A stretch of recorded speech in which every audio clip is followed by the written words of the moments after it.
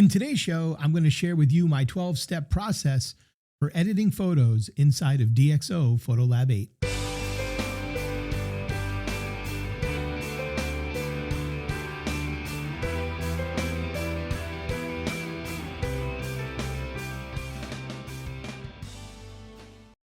Hey everyone, welcome into Magnolia Photography SC. I'm Jeff House, a wildlife photographer in Charleston, South Carolina.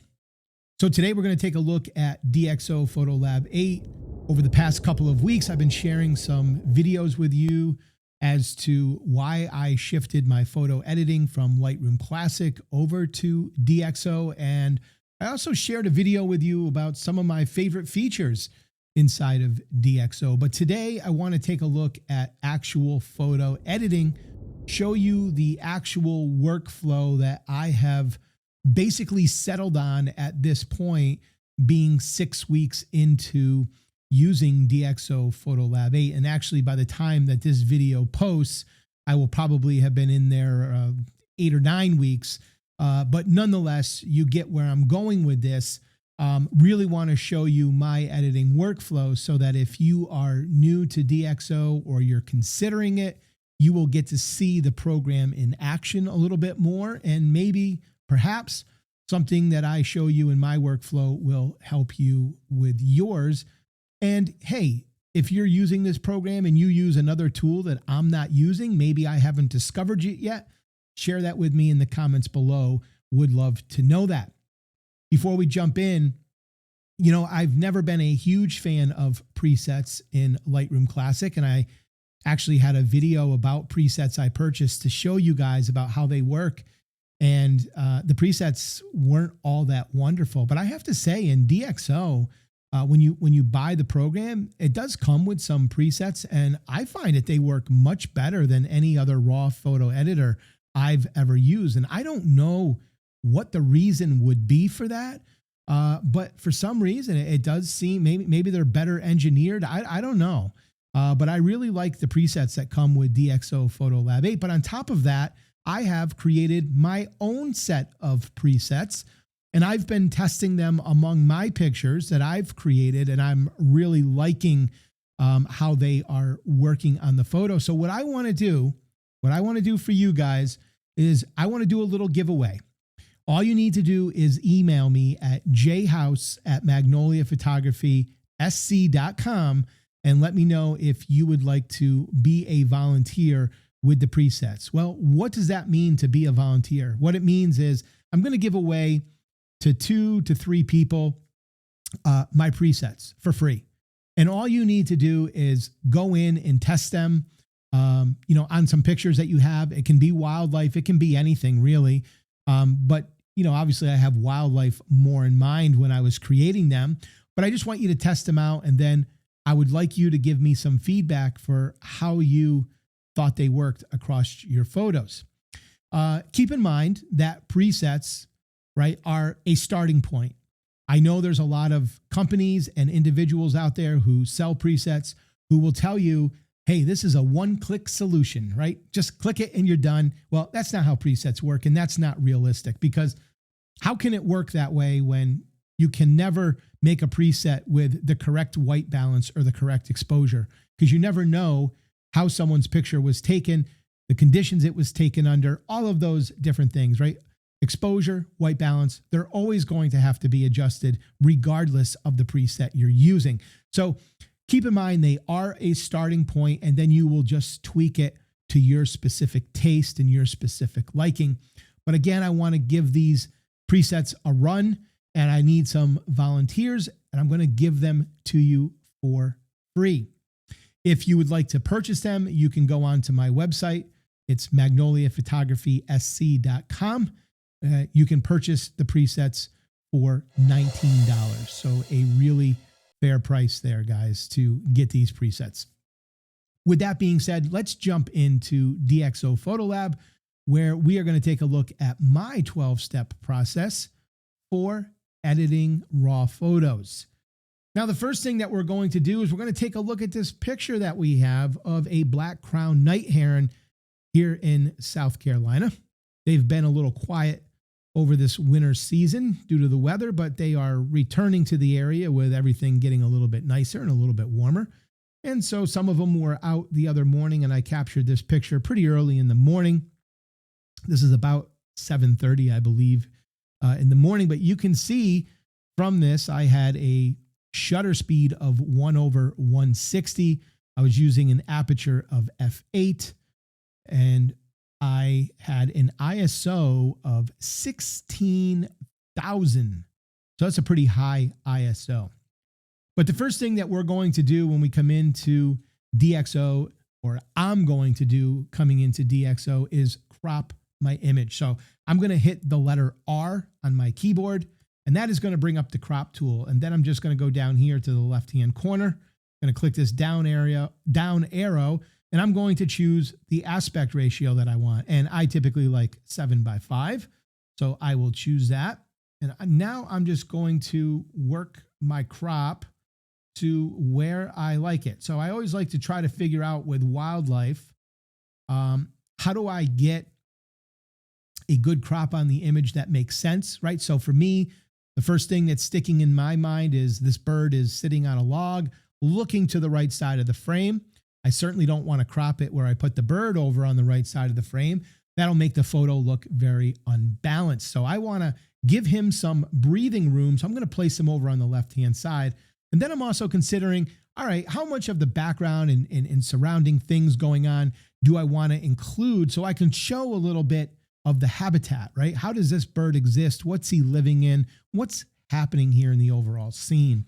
So I kind of like something a little along these lines, something like that. And I think I'm pretty good there. I'm just going to hit enter to apply that.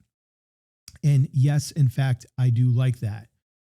Moving on to step number 2, the next thing I'm going to take a look at is noise reduction. And I've talked in these previous videos and videos that go even further, how much I love the noise reduction software in DxO. It is just fantastic. And I got good news. April 15th, they're coming out with version 3 of their Deep Prime noise reduction. It should be phenomenal. Can't wait to see it. Can't wait to see it in action. Super excited for that. But at any rate, what I'm going to do is I'm going to hit the letter S here on my keyboard, guys. This brings up the loop tool. This was one of my 7 favorite features inside of DxO. Allows us to see this picture close up. And when we apply the noise reduction, we're going to see the impact it has. Keep in mind that when we turn off this loop view, the photo that we see here is still going to be the photo that kind of looks the way it does when it's noisy. Because the way DxO works is the noise reduction, right, is this computational type photography algorithm thing that's happening in the background. And in order to keep the performance of DxO up, you're not seeing the fully edited version of your photo in this big screen when we close out this loop view. We're still going to see kind of the noisy looking image. If you want to see what it looks like with the noise reduction, you can either hit the S key to bring up this loop tool and move it around to see different parts of the photo, or you can just export your photo to your desktop and take a look at it. Very easy, very simple. But what I'm going to do is I'm going to apply the noise reduction. I'm going to apply the Deep Prime XD2. And I just want you to keep your eyes on this box where the bird is in to see the amazing job that DxO is going to do with the noise reduction. But not only that, watch the detail of the bird. It's kept. It's fantastic. It looks great, right? So we can see that it's cleaned up greatly here. I'm going to turn it off so we can see the original again. And I'm going to turn it back on. It'll take a second to figure that out, and it does it. And man, what a great job it does. So I'm going to close out this box by hitting the S key on my keyboard again. And there we have it. Now, again, you can see this isn't the highest quality photo. Kind of looks like the original. We would have to export it to see those changes. Okay. Next thing I'm going to worry about is white balance. Now, there's all sorts of different ways that you can do white balance. You can use the eyedropper tool and click on a part of your image, or you can come up here and you can choose a daylight, a cloudy, the tungsten, right? We're all probably used to doing it that way. or you can obviously come over here and drag the sliders. I like to drag the sliders personally. I just like to kind of do it by eye and by feel based on when I took the image, considering the time of day as well as the time of year. And so even though you can see that we have some green, plants and trees in the background, it certainly looks to be a little bit more summerish here, but this is winter. And, while things are green, it's still, the picture would still be a little bit cooler because we don't have the sun that we would in the summertime. So I would probably just bump up the white balance a little bit. That's a little too much. That's a little bit more summery. And then I would just work it back to where it feels good. I'm going to keep it there for right now. Keep in the back of your mind that white balance, exposure, these types of adjustments are things that I'm going to adjust. But as I work through the steps of editing a photo, I will likely go back and tweak them again later on because they may just not be exactly where I want them as we go through and make some of those additional edits, especially white balance. As we start to go down and work on our colors in the photo and we add some vibrancy and saturation, well, that might make things just a little bit too yellow, a little bit too warm. So I might go back and just knock that down a little bit. All right, so once I've done my white balance, I'm going to step number 4, right? That's cropping, that's noise reduction, that's white balance. Step number 4 is exposure. What I love about DxO, and I talked a little bit about this in my 7 favorite features, is we got this exposure slider and we've got this DxO smart lighting.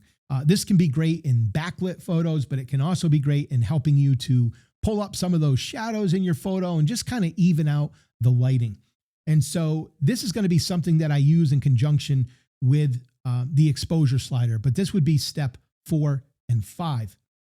So I'm just going to massage these a little bit and kind of get the lighting where I like it. And so that's what I'm going to do. I'm going to put exposure up to a plus 0.12, 0.12. And I'm going to put the DxO smart lighting up to 45. And right now, I kind of like the overall lighting right there. That looks pretty darn good. All right.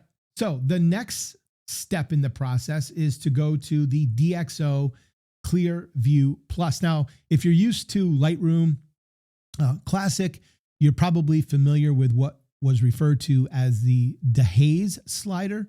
This can be a great tool if you're taking a picture and you have some atmospheric haze that you have to deal with, right? Fog, heat haze, anything along that line that can kind of soften your photo up a little bit, kind of degrade it a little bit.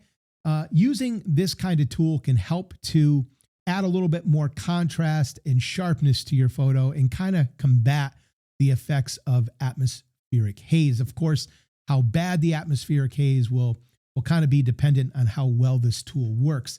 We don't have a lot of that going on, and you can see that just by me turning it on, it kind of made the photo look almost like, gave it that look like it's been sharpened a little too much. Watch what happens when I turn it back off.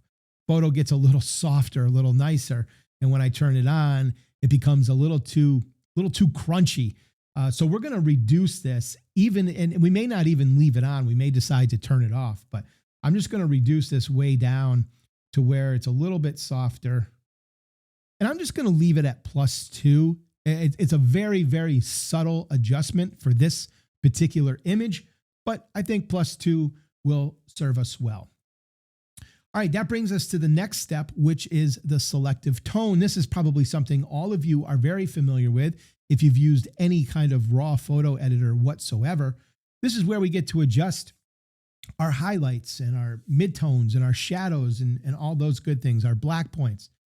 You'll notice though, or you may notice that there isn't a slider for the whites, and usually there is. Well, there is a slider inside DxO for the whites. It just works a little bit differently than the majority of the photo editors out there. When we get to that point, I will highlight it for you. So right now, we're just going to worry about this. And the first thing that I'm looking at with a photo like this is the highlights, right?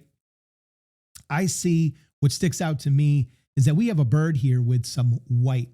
Now, whites can be controlled with different ways, right? We can add some highlights or decrease the highlights. We can change the shadows. But a lot of times when we're using these types of sliders for controlling the highlights in the image, if we go to the right, I don't like how the white gets. To me, it almost gets like a brightness to it, and it doesn't really. Yeah, it gets a little bit whiter because it's getting brighter, but it's the brightness that kind of creates like a sheen or a reflection to me. And so I don't like to control my whites by using the highlight slider. So hopefully that makes a little sense to you. I really like to use the white slider to control the whites because I feel like it does a better job at making the whites whiter without giving them a really bright sheen. All right, so I'm going to take down the highlights a little bit here, and I'm going to bring them down to about -30. And then next, I'm going to take a look at the midtones. Now, of course, move the slider to see what it does if you go to the left and right. I always like to be a little bit careful about bringing down the midtones. I just tend to like the look of increasing the midtones a little bit, making them a little bit brighter. I just feel like it does some better things for the photo. So that's what I'm going to tend to gravitate towards. But we can, again, look at every photo because every photo is its own entity and it needs its own attention. So this doesn't look too bad. If I go to the left, it kind of just helps to kind of bring some of the white feathers and those colors kind of into a good range. You can see it makes them look a little bit gray, but if we go to the right here, it kind of gives it a little bit more whiteness. I'm going to stay right around +2. So again, another very subtle adjustment, but I like the ballpark that it's putting us in right now. Let's go to the shadows, and the shadows you can see is having more of an impact on the back of the photo. Now I know in my head, I'm thinking one step ahead right now. I know that I'm going to adjust the black point in my photo, and I know I'm going to bring the blacks down. I'm going to crush those blacks a little bit. And I know that when I do that, that's going to darken down my background. So I want to be a little bit cautious about what I do with the shadows right now. So what I might do here is double click on the shadow slider to zero it out. And I might make that adjustment with the black point first. So I'm going to bring the blacks down, and I'm going to keep it right around -7. And I like bringing the black down because I like how it adds a little bit of contrast to the photo, giving it some of that depth, texture, and dimension that I'm always harping about on this channel. But it really, that's what we want, right? We want depth, texture, and dimension. That's what's going to really make our photos interesting. So I'm going to do that. And then I'm going to go back to shadows and go, okay, well, if I bring those down, I feel like it starts to make the background look a little bit cavernous, right? I don't want it to look dark and that moody. It's just a little too dark for my liking here. I appreciate a good moody photo, but this would be a little bit ridiculous for my liking. So I'm going to bump up those shadows a little bit, and I'm going to go right around +10. I like that there. I feel like our bird obviously is a little bit brighter than our background, which is always good because we know the viewer's eye is going to tend to gravitate towards the darker part of the image. So I'm good with that, right? I'm good with that. Next thing that we're going to look at is contrast. Now, one thing I do want you to be aware of when it comes to the contrast, if I have one complaint about DxO, it would be this. They sell some other software like Film Pack 7, the Nick Collection, and a couple other pieces of software. You don't get all the tools in DxO 8 unless you buy some of the other software. That's a little bit annoying to me. And contrast is one of those things. So just keep in mind that if you buy DxO 8, you're not going to see all 6 of these options for contrast. Matter of fact, you're not going to see the last 4. You're not going to see fine contrast, highlights, midtones, and shadows unless you buy their Film Pack 7 collection. Then you get those. But with just the elite version of DxO, you're going to get contrast and mid contrast. Now, this could be a little picky on my part, a little nitpicky. I don't really use the last 4 sliders when it comes to contrast. I tend to just stick with the contrast and mid contrast. But for me, it's just like, okay, I purchased the full version. I want all of those sliders in my version. That annoys me a little bit, even though I don't use them a ton.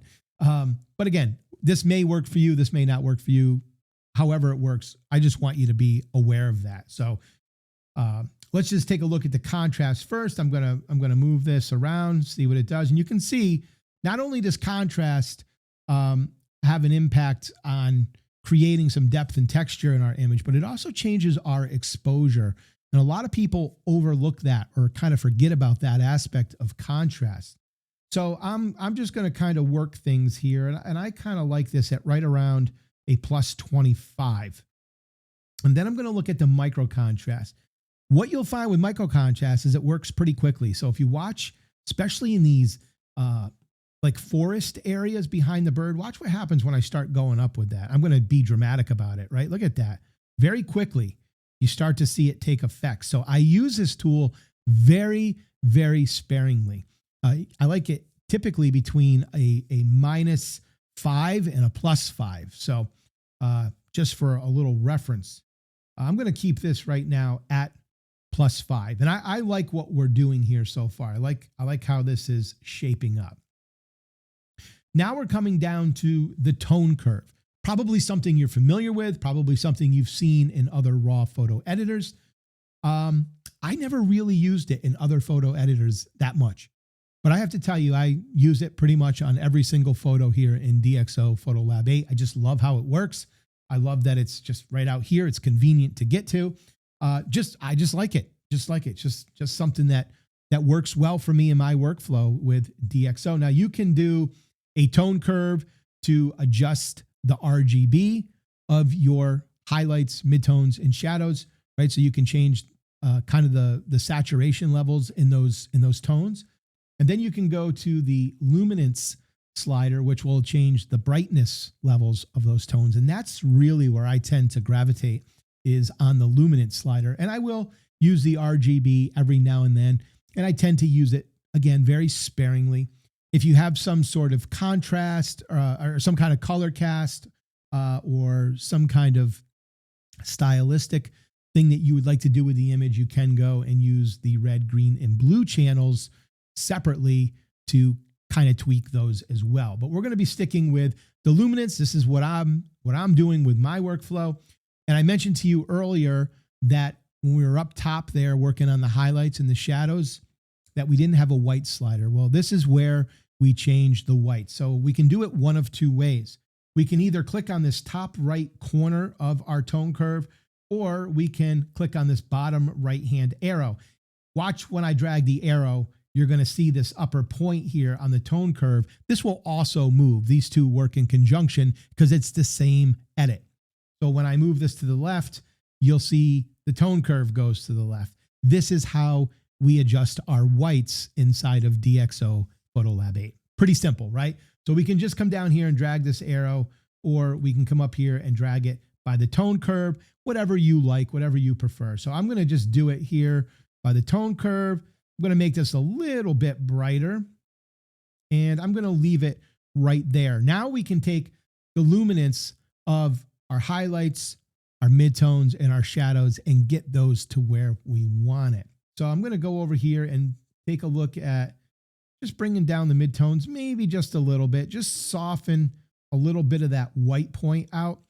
And I like that. And then we're going to take a look at the midtones.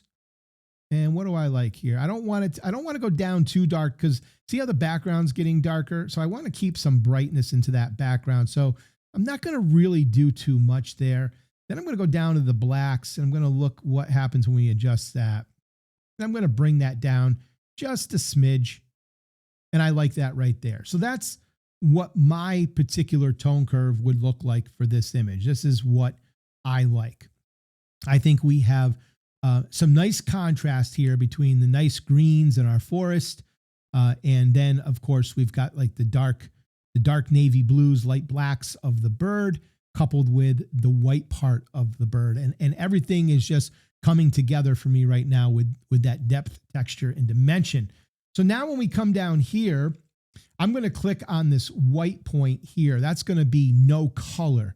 But what we can do with no color is change our saturation and our vibrancy levels. Now, if you've watched any of my previous videos about color and editing inside of Lightroom Classic and most other photo editors for that point, I always recommend that you work with the vibrancy slider more than the saturation slider. Reason being is vibrancy allows you to increase your colors more subtly, not as harshly as saturation, which means you have a little bit more room for error without getting too saturated with your colors. Because once they cross that threshold of being a nice color and going to a oversaturated color, it just looks like crap, right? Your colors just fall apart at that point.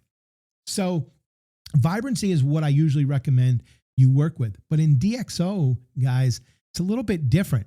I have come to discover that I work with the saturation slider far more than I do with the vibrancy slider. I'm much happier with the results by doing it that way. Now, I will say, still proceed with some caution because you don't want your colors to become oversaturated.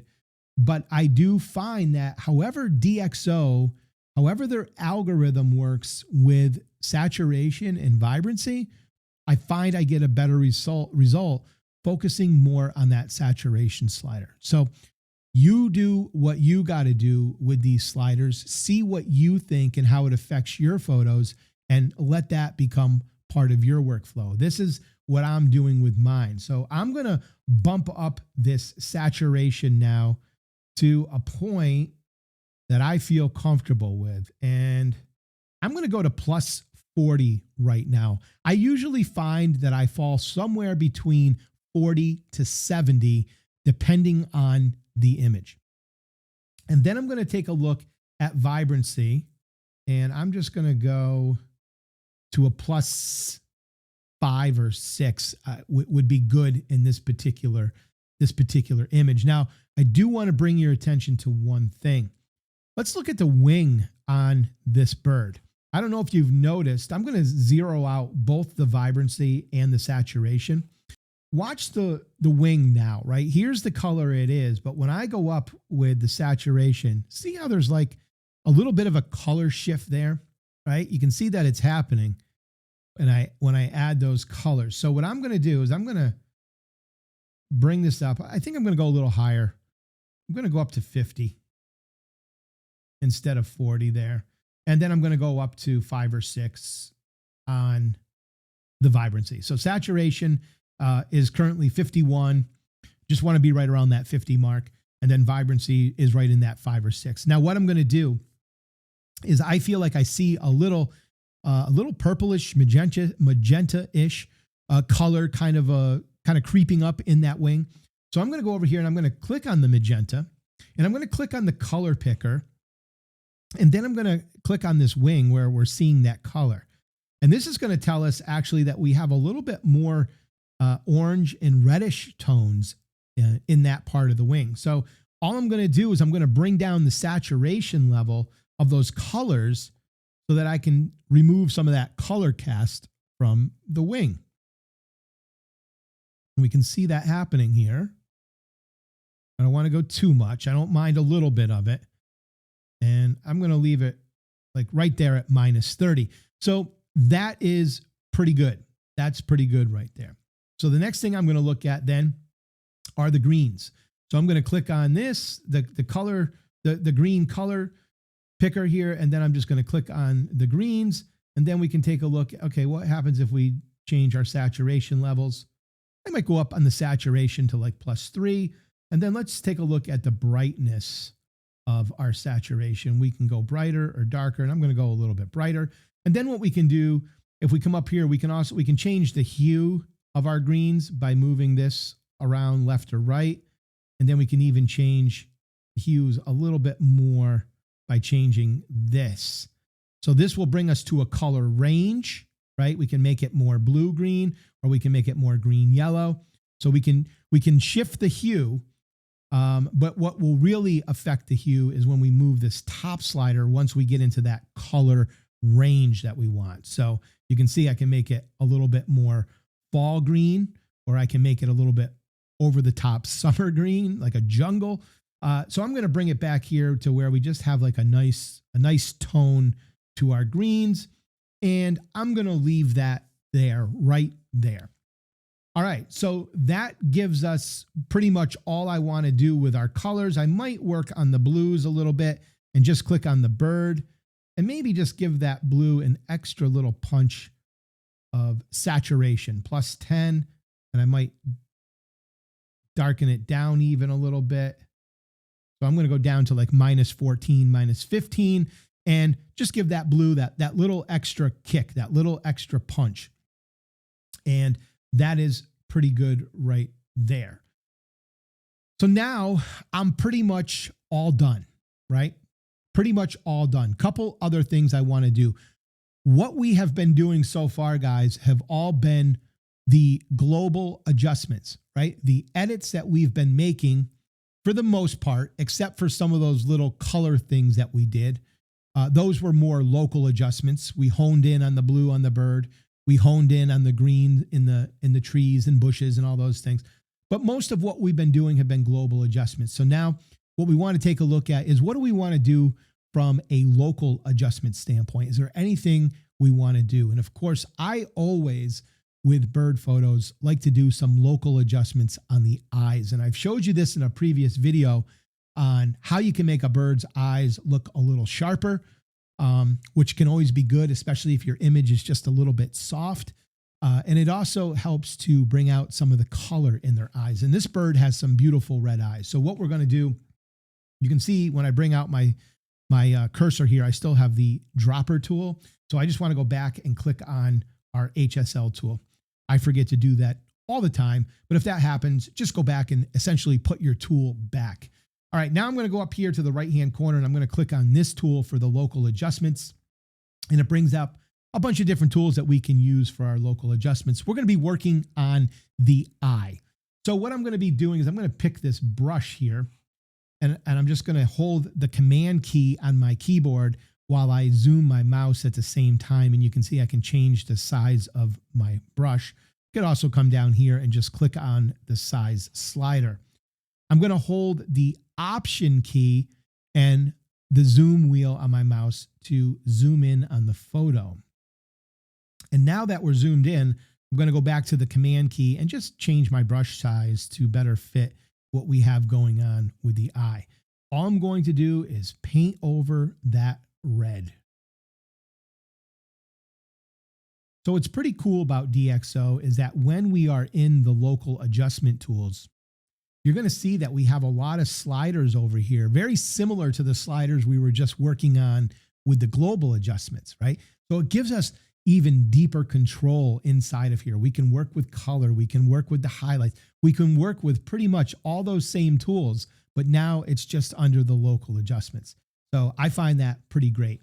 So what I'm going to do here is I'm going to come over here and I'm just going to bump up the exposure, and it's going to make that eye a little more red. It's just going to highlight some of that red.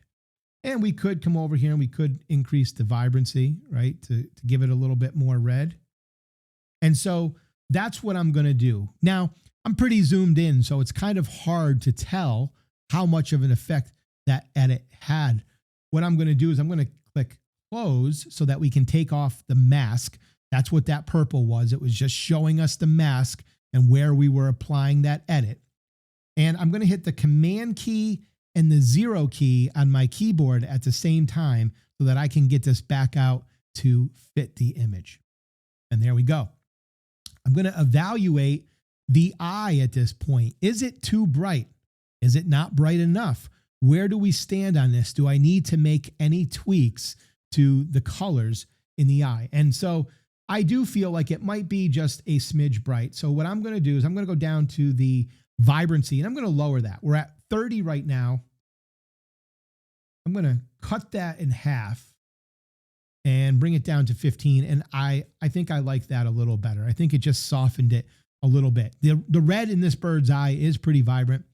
It is pretty noticeable. So I think this looks more realistic and how the bird would look if we were to see this in real life. Okay, so that would be one local adjustment.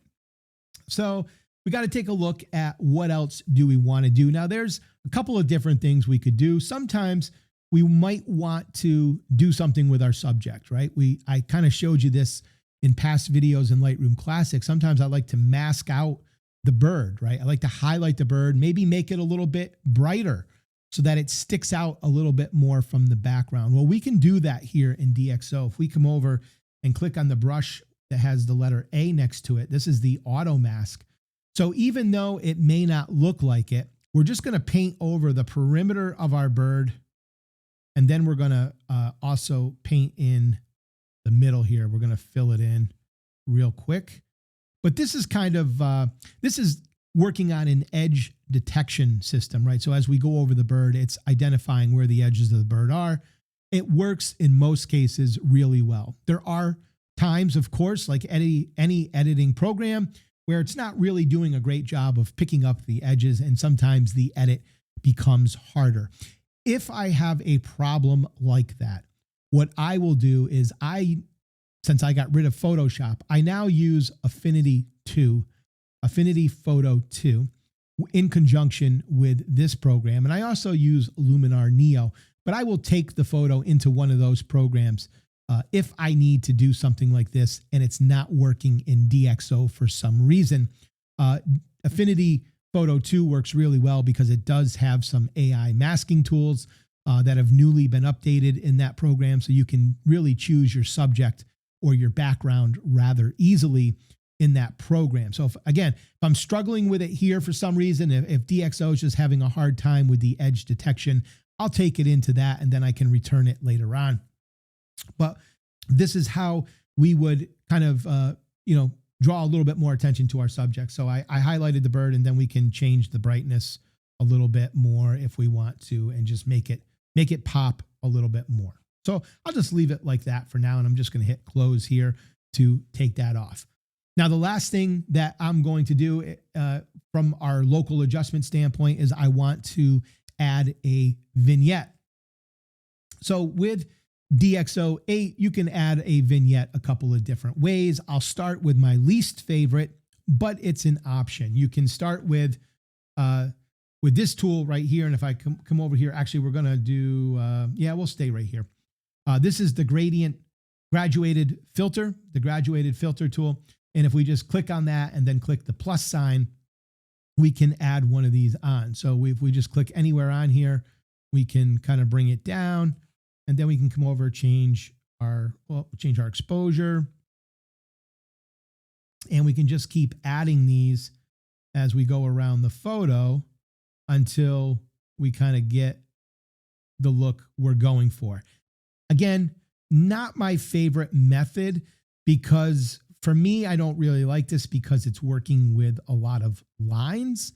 And I just kind of feel like you see that a little bit. Yes, it's a graduated filter, so it's heavier in the corner and it feathers out and works out to a smooth transition as it works towards our subject, right? We can see that from the purples here, much darker here than it is over here.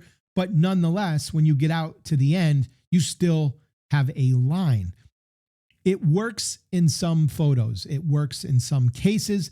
I will use it in some cases, but not my go-to way of adding a vignette.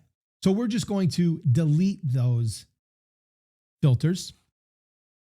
And now what I'm going to do is I am going to choose a brush. So we could paint on our vignette if we wanted to. So I could come over here and choose a brush, hold my command key and scroll my mouse to make it bigger. And then, like I said, we can just kind of paint in a vignette how we want it. Now, I'm just doing this for demonstration purposes, working quickly. I would probably take a little bit more time. We can do something like that, and we can go in and change the exposure. This is okay. The one downside, of course, is that we're not really getting a feathering kind of approach. I suppose you could bring it down a certain amount. We could add another one. We could kind of go in, bring it in a little closer, and maybe not go quite as dark, right? So we could kind of do that. We could kind of layer a vignette if we really wanted to make our own transition. It works. It's not the worst way of doing a vignette, but I think there are easier ways. And typically how I'll do it is I will click on this tool right here. It's called a control point.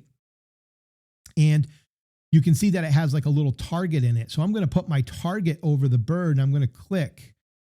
And what we can see is that anything in the purple is where the edit is going to be applied. Well, we don't want to apply it to the bird. So how do we go about inverting this mask so that we take it off of the bird? Well, pretty easy. If we hold the shift key on our keyboard with the letter I, that will invert it. And then we can apply our vignette by just reducing our exposure. I'm just going to drag it down to minus 0.51, trying to be in that minus 0.5, minus 0.6 range. That's usually pretty good. Remember, with vignettes, you want them to be more subtle in nature. You don't want them to be grossly obvious. That will just kind of cheapen up the photo a little bit. You want it to be subtle. You just want to have the viewer's eye be drawn into the subject without them really understanding why. That is an effective vignette. But we can take this vignette one step further. So we added our control point with the circle. We inverted it so that we weren't putting it directly on the bird. We then reduced our exposure to create the vignette. Now we can go up here to our chroma and luma sliders and we can soften the vignette up just a little bit more. So I'm going to drag them to the left and you'll see the purple change as we go to the left, right? It's just getting a little bit softer as we do this. And you see that happening?